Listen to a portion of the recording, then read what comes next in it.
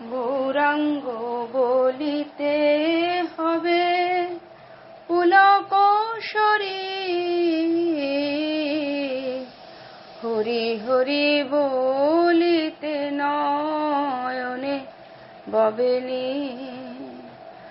আর কবে নিতাই চাঁদ করুণা করিবে, সংসার বাসনা কবে তুচ্ছ হবে, বিষয় ছাড়িয়া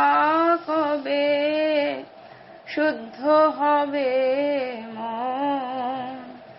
কবে হামহে রব মধুর বৃন্দাবন, রূপ রঘুনাথ পদে।